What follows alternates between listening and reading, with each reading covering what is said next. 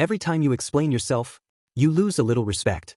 Not because you're wrong, not because your logic is flawed, but because explanation is a signal of subordination, and subordination is read instantly by the human nervous system, long before the conscious mind catches up. You think explaining makes you clearer, more understood, more accepted, but clarity and justification are not the same thing. Clarity is a gift you give to others. Justification is a tax you pay to your own insecurity. And most of what you call clarifying is actually justifying. Here's the truth. In every language, across every culture, verbosity correlates with perceived lower status. Not intelligence. Status. The person who speaks less, moves slower, and pauses longer is neurologically perceived as higher in hierarchy. The person who fills silences, overdefines, and keeps talking is neurologically perceived as lower. This isn't philosophy. This is pragmatics, the study of how language actually shapes power. Every time you explain, you perform a linguistic bow. Think about it. Who explains themselves? The employee to the boss. The accused to the accuser. The child to the parent. The nervous lover to the indifferent partner. Explanation is the grammar of deference. The more you explain, the more your syntax signals submission, regardless of your actual content. Marcus Aurelius understood this. The best revenge is to be unlike him who performed the injury. Applied here, the best response to doubt is not more words, it's the absence of the need to respond. When you explain, you are linguistically lowering yourself to meet the other person's level of judgment. And the other person's nervous system registers this before you finish your first sentence. There is a rule in classical rhetoric called brevitas, the power of brevity. The Romans knew, the fewer words a general used before battle, the more authority he carried. Caesar didn't explain his strategy to his soldiers. He said, Alia iacti, the die is cast. 7 syllables. No justification. No context. No apology. And 2,000 years later, we still remember it. Silence is not absence. Silence is linguistic gravity. When you speak less, your words carry more weight per syllable. This is the law of lexical scarcity. Value is inversely proportional to availability. The more words you produce, the less each one is worth. The fewer words you produce, the more each one demands attention. Watch how high-status people speak. They say one sentence. Then they stop. They let the silence sit. They do not rush to fill it. And in that pause, the listener's brain works for them, filling in meaning, inferring depth, assigning more weight than was actually spoken.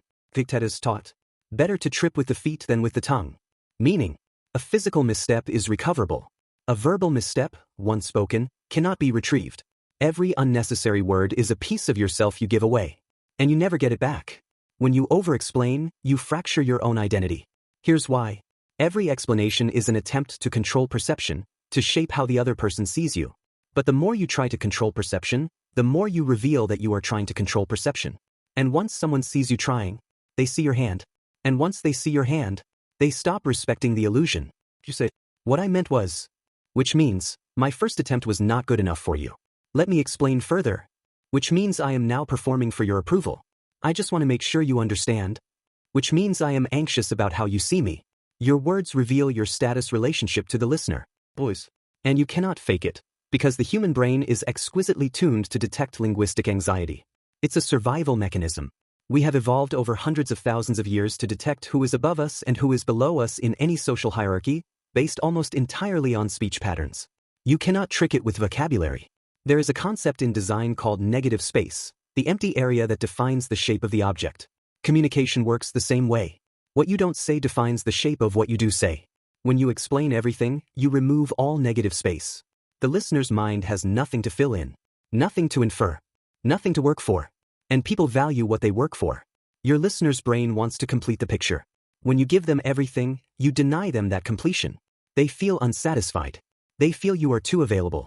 And the human brain equates availability with low value. This is not a cultural artifact. This is evolutionary. In every resource-scarce environment, and our ancestors lived in them for millions of years, anything that was abundant was low value. Anything that was scarce was high value. Over-explaining makes your words abundant.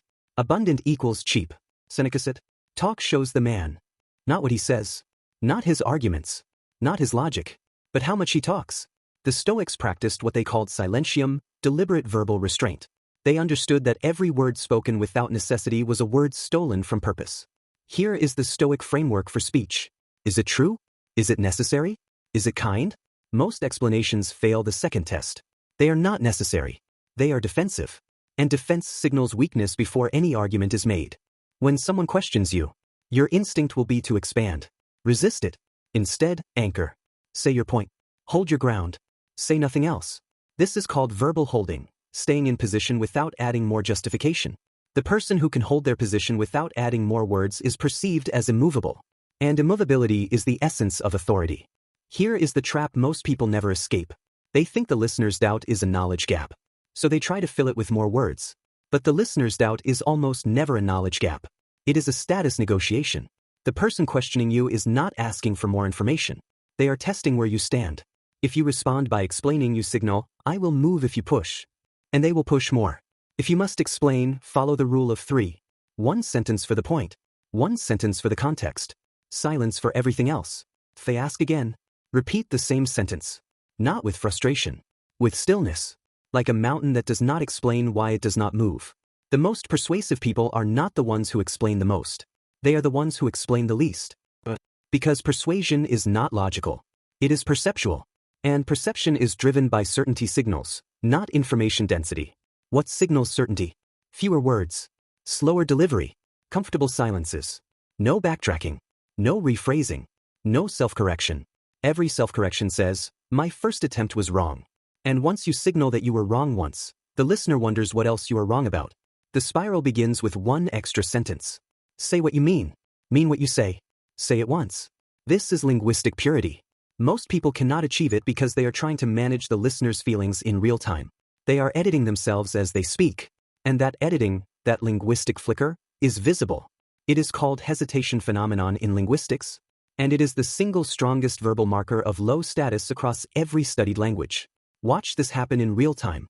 Low status speaker.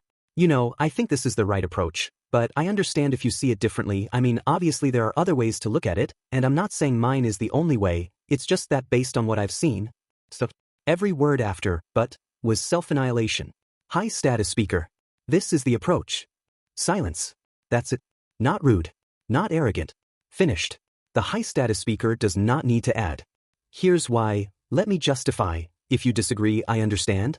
Because the high status speaker has already decided what they believe. And people gravitate toward people who have already decided. When you withhold explanation, something strange happens. The listener begins to supply their own. They assume you have reasons. They assume your position is solid. They assume you are choosing not to explain, rather than unable to explain. And they respect you more for it. This is called the curiosity gap effect. When you don't explain, the listener's brain works to complete the picture. And the brain always completes the picture in favor of the person who seems confident. Because confidence equals certainty. Certainty equals safety. Safety equals trust. We are wired to trust those who seem certain, even if their position is incomplete. Because in ancestral environments, hesitation meant death. Marcus Aurelius wrote, "If you are distressed by anything external, the pain is not due to the thing itself, but to your estimate of it, and this you have the power to revoke at any moment." The external thing is the other person's judgment. The estimate is that you need to explain yourself to fix it. You don't. You have the power to revoke the need to explain at any moment, simply by choosing not to. Here is the hard truth. People do not respect you for how well you explain. They respect you for how little you need to. The person who must explain is the person who has not yet earned trust. And the more you explain to earn trust, the more you signal that you have not yet earned it. It is a paradox that destroys most people.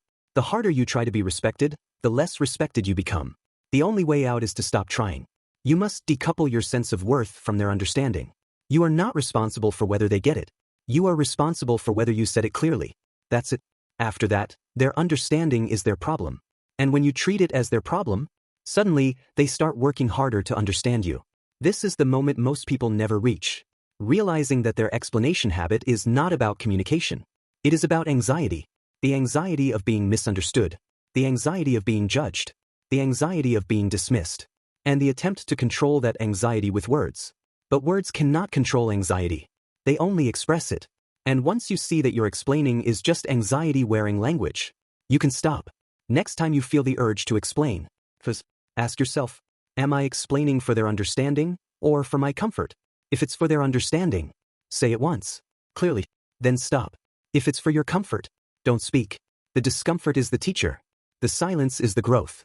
Here is your daily practice. The 1-sentence rule. Before you speak beyond 1 sentence, ask, does this second sentence add clarity, Or just safety? If safety, don't say it. The pause protocol. After you make a point, count to 3 in your head before speaking again. 1, 2, 3. Let the silence exist. Do not rescue it. The question mirror.